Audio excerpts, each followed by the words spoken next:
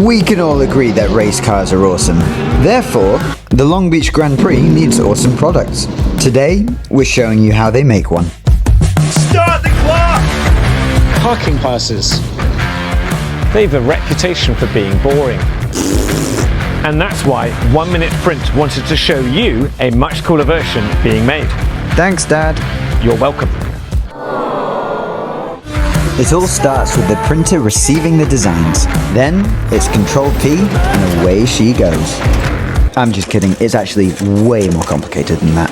This is a digital printer though, which looks like a much bigger version than the one you have at home. Then it's off to the die cutter, where the sheets get cut out into individual passes.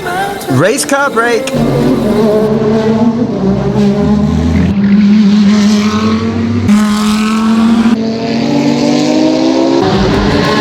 Once the sheets have been cut, they get popped out into individual passes.